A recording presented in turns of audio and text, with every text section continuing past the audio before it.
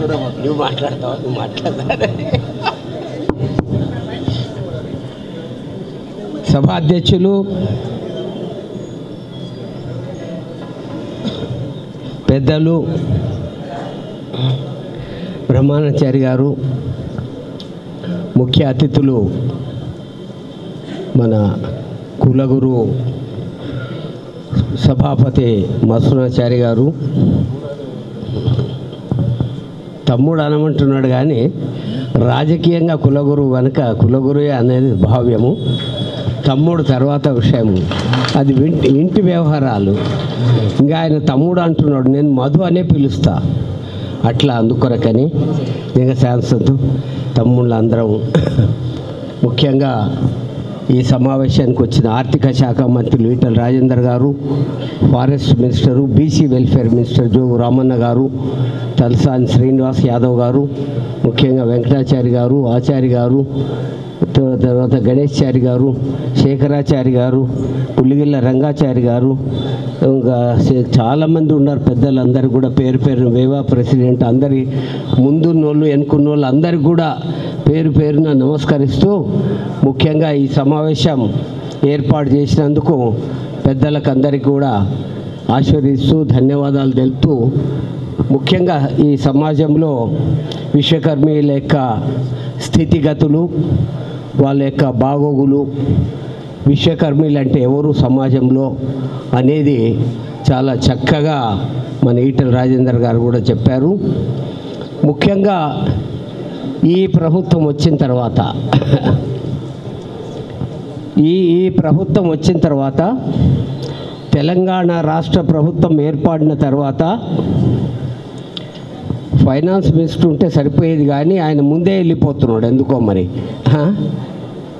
ఎప్పుడు కూడా ఈ దేశ చరిత్రలో కూడా కని విని ఎరగని బడ్జెట్ ఈసారే జరిగింది. అది 1,49,000 కోట్ల 600 కోట్లతోనే ఈసారి బడ్జెట్ ప్రవేశపెట్టారు.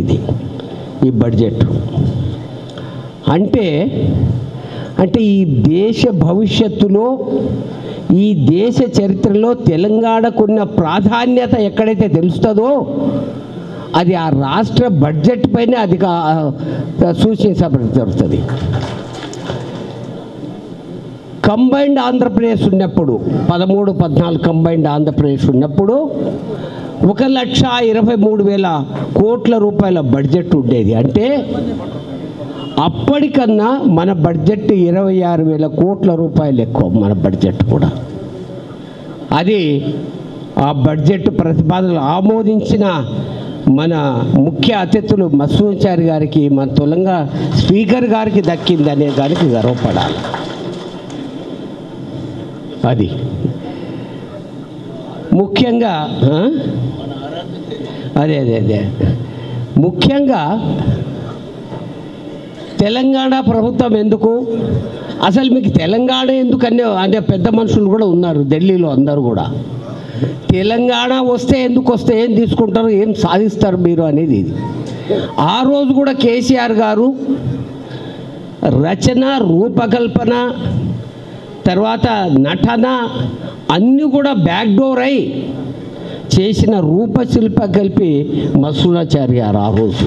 అంటే బడ్జెట్ మేము ప్రవేశపెడితే ఈ రాష్ట్రం వచ్చిన తర్వాత 2వ సంవత్సరం బడ్జెట్, మొదటి సంవత్సరం బడ్జెట్ కాదు సుమా, 2వ సంవత్సరం బడ్జెట్ పెడితే 12% వృద్ధి రేటు పెరుగుతుంది మనకు అని చెప్పిన ఘనత తెలంగాణ రాష్ట్ర ప్రభుత్వానికి. ఈ సభాముఖంగా నేను అంకెలతో సహా నేను చెప్తున్నాను మీకు. అదే ఈటల రాజేందర్ గారు ఉండాల్సిన మాట అది కూడా కానీ. కనుక తెలంగాణ వచ్చిన తర్వాత ఎవరికి లాభం జరుగుతుంది అనేది 2వ ప్రశ్న. తెలంగాణ వచ్చిన తర్వాత ఈ తెలంగాణ అనేది సాంఘికంగా బడుగు బలహీన వర్గాలు ఏ స్థితిలో ఉన్నవో, ఏ ప్రభుత్వం అయినా కానీ వచ్చిన తెలంగాణ ప్రభుత్వం కొత్త సంవత్సరములో వాళ్ళ కొన్ని ప్రియారిటీస్ ఉంటాయి. ఆ ప్రియారిటీస్ ప్రకారము దాంట్లో బడుగు బలహీన వర్గాల ఏదైతే ప్రియారిటీ ఉందో నిజంగా కూడా ఈ గర్వించదగ్గ విషయం, హర్షించదగ్గ విషయం ఇది కూడా.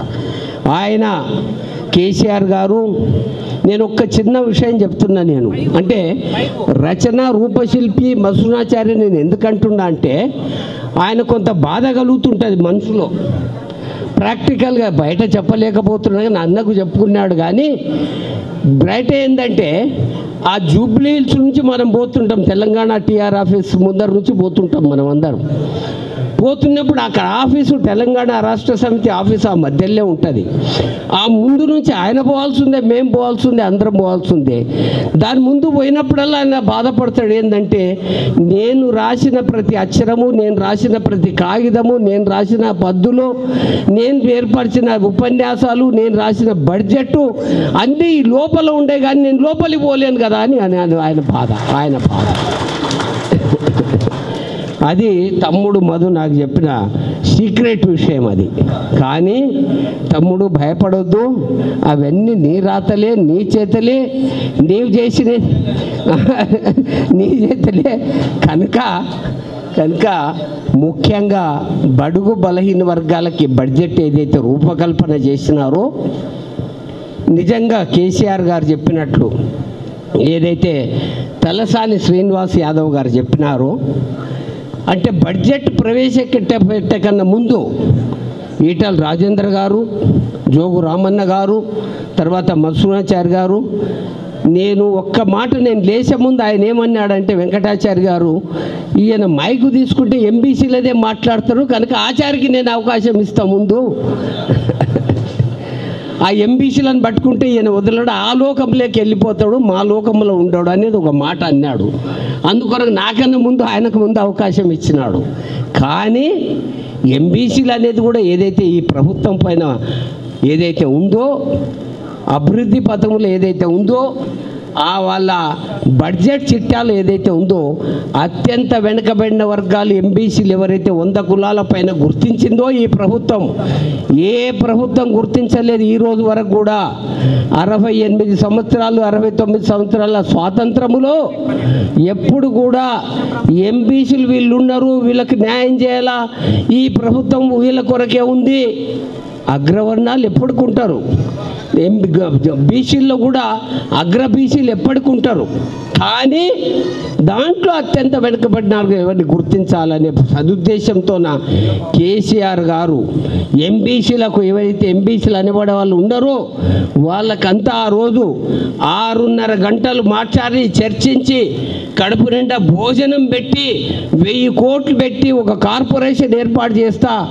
కనుక దీని వెనుక ఉన్న నగ్న సత్యం మీ అందరికీ చెప్పే బాధ్యత నా పైన ఉంది కనుక, ఎంబీసీ అధ్యక్షునిగా చెప్పే బాధ్యత ఉంది కనుక, అది రూపకల్పన ఎక్కడో జరగలేదు, అది స్పీకర్ ఆఫీసులే రూపకల్పన జరిగింది. అది కూడా మీ అందరికీ తెలుసో తెలియదో 4-5 రోజులు చర్చలు, సమావేశాలు, కుల సంఘ నాయకులతోన, కుల పెద్దలతోన మాట్లాడి విశ్లేషించి మీకు ఏం కావాలా మీరు అడగండి అనేసి ఏదైతే బాధ్యత వీళ్ళందరిపైన పెట్టినాడో కేసీఆర్ గారు పెట్టినారో, 5-6 రోజుల తర్వాత రాత్రి 11-11:30 అవుతుండే మధు మనకందరికీ భోజనాలు అయ్యే వరకు.